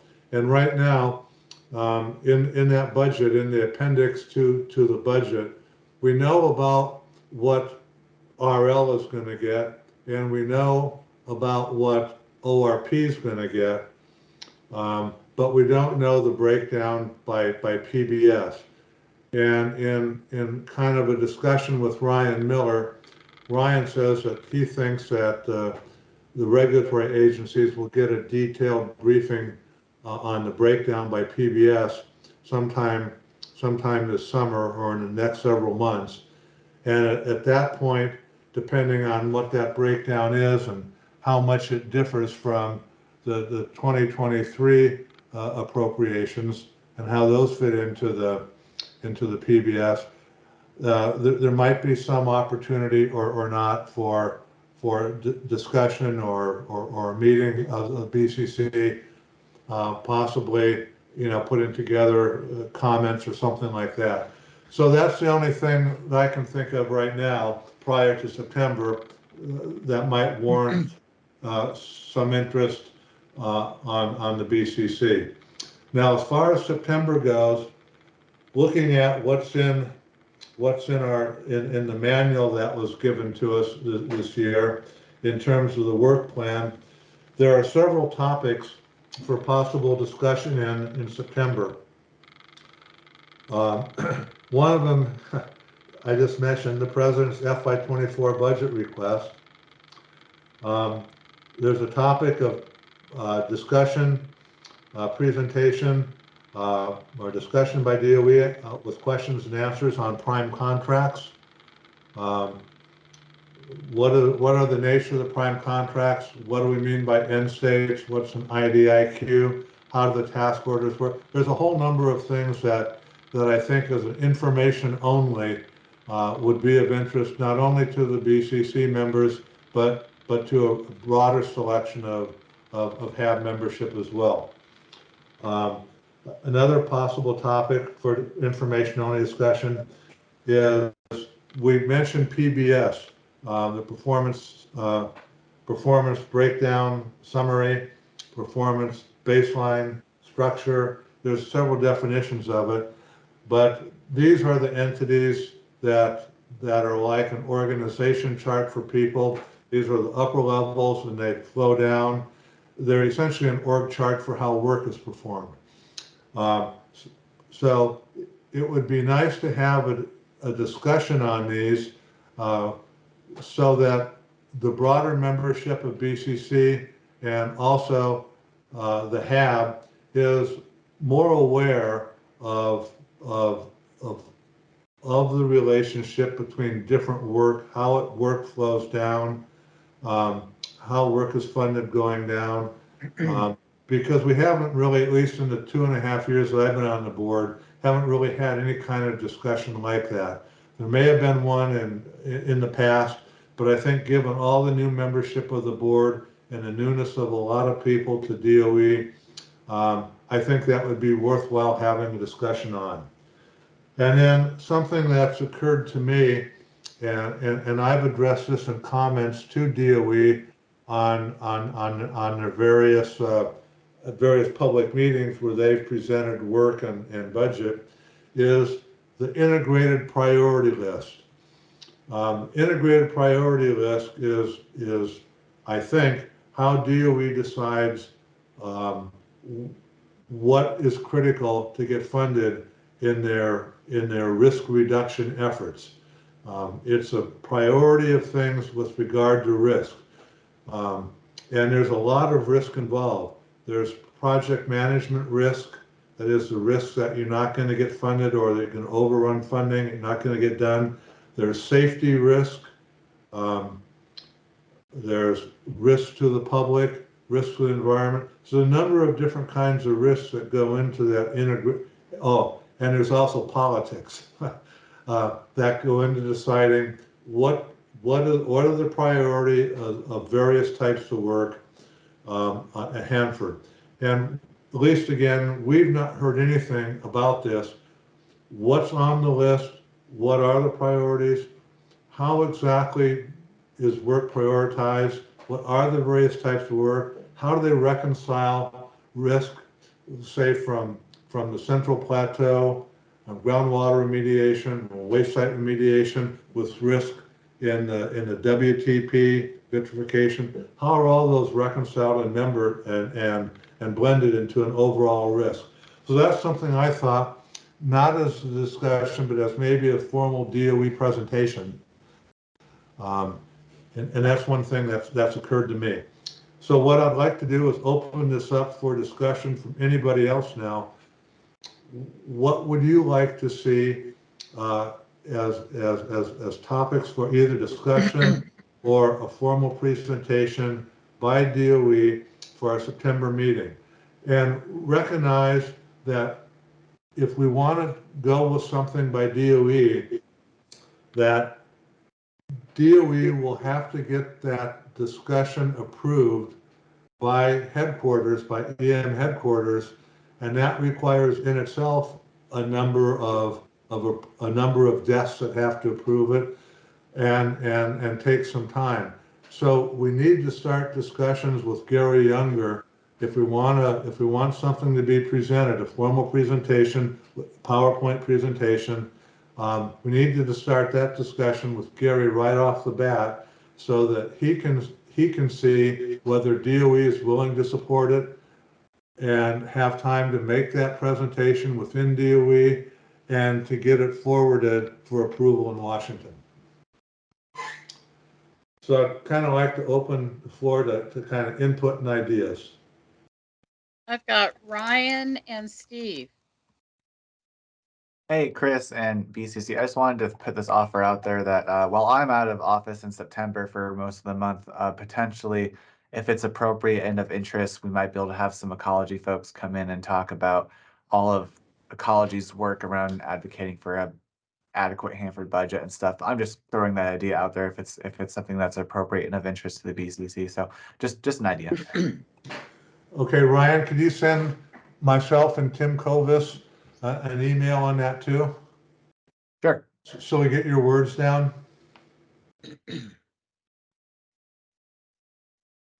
Steve and then Tom. Steve? Boy, a lot of really good ideas there, Chris. I guess the ones that kind of jumped out at me were the performance breakdown structure. I thought that sounded very intriguing, which kind of falls in line with also the determining risk structure. And then other than that, probably contract types, I think would great to get their perspective on how effective they are, not just what they are, but I'd like to see some history on different contract types and how successful they've been. Thanks. Tom? Yes. Two suggestions as possibilities for the meeting agenda in September for the BCC. One is, although DOE cannot talk about active contract discussions or negotiations until those contracts are placed, at least, it might be helpful to have DOE summarize the status of the various contracts in terms of what is up for bid or what is currently in active bidding cycle now, and what the scope of the RFP, if there is an active bid, of what is the scope of the RFP for each one, because things are changing quite a bit because of the operational change on the Central Plateau. So it might be worth having DOE present a brief discussion on contracting in general, the status. The other one is, as far as I know, probably Ryan, maybe 3.5 years now, the holistic negotiations have been going on, trying to get agreement between the tri-party agencies on where we're going and what are the impacts of current activities and past actions on the scheduled milestones that are coming up. If that holistic negotiation would, the meeting we're talking about is in September for the BCC, so that's 6 months away. If the holistic negotiations have been concluded, it'd be very helpful to have a summary of what has been decided. It may very well be available then. Yeah, I just wanted to share it. I think Gary would agree with me on this case, and probably EPA if they were on too, but I don't want to speak for them, that whenever holistic negotiations wrap up, we're going to have a pretty hefty public involvement component, and we'll make sure that we come to the HAB and talk about the result of said negotiations with the HAB whenever we're able to. Okay, thank you. Dan? Yes, thank you. I'd just like to throw in my vote for a thorough discussion of the upcoming contract types. I think that really needs a good explanation, and we need to see if DOE is even ready to take on these new contract types.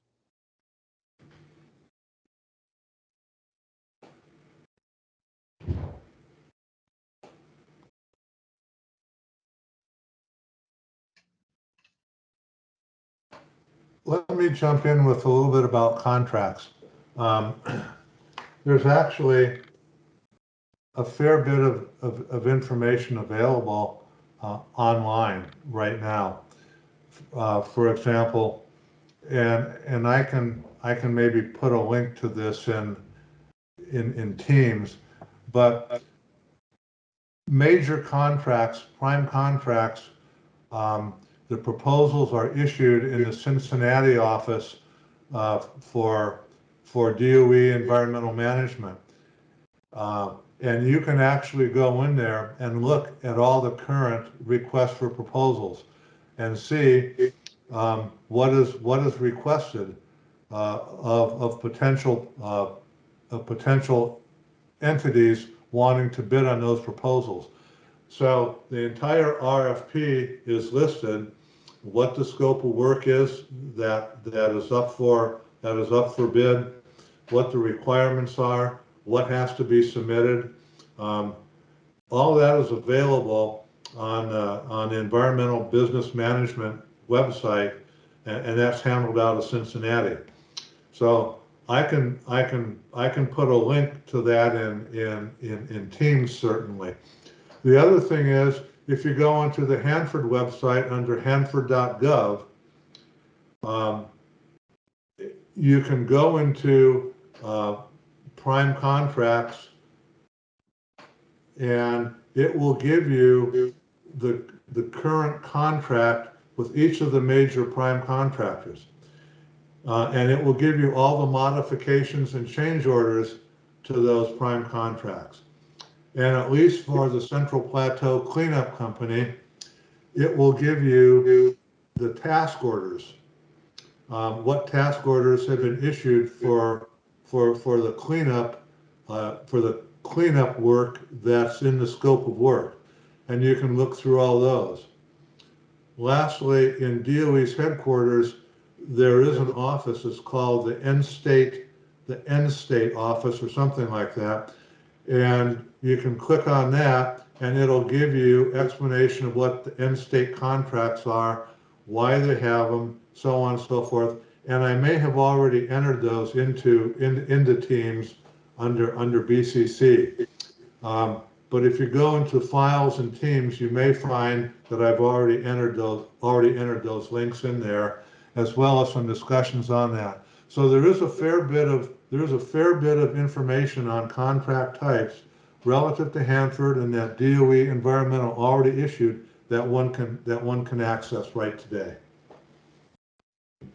Thanks, Chris.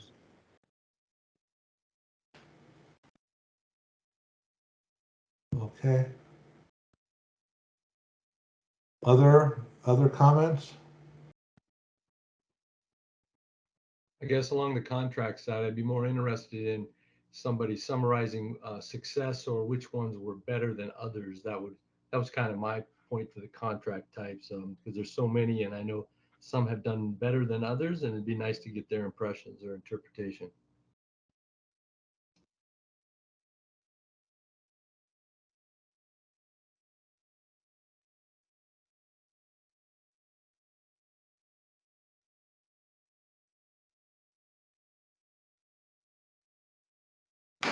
Okay.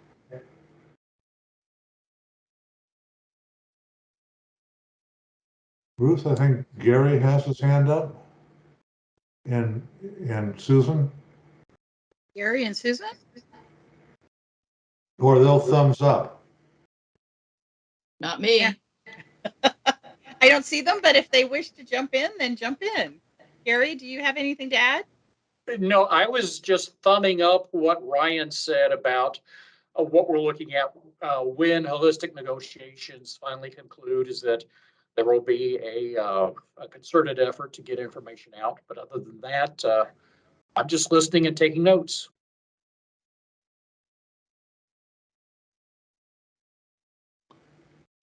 Okay. Anything else on suggested topics?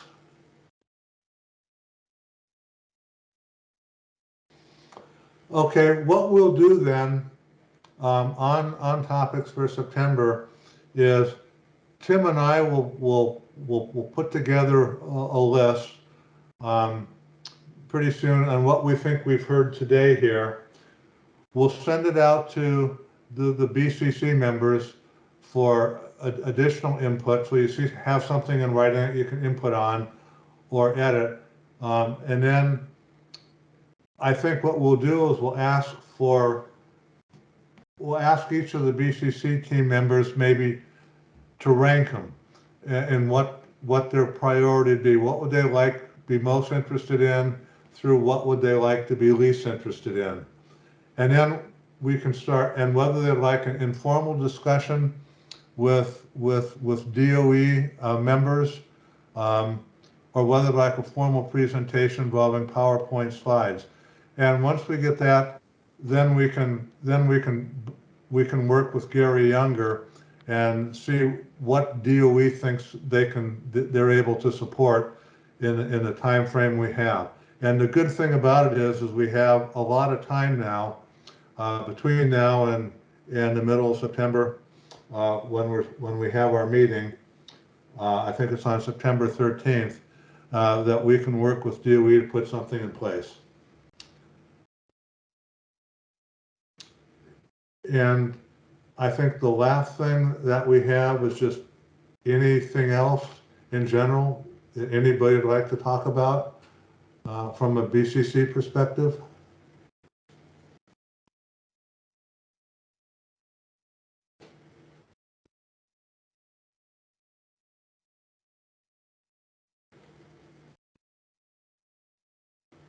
Okay, Gary, I think you can adjourn us then. Good meeting, everybody. A lot of really good discussion, and I think that the BCC covered a lot of ground today. And I appreciate everybody's attendance and attention and engagement. And with that, meeting adjourned. Have a great day, everybody. And again, thank you, everyone. Thank you. Thanks, all. Thank you.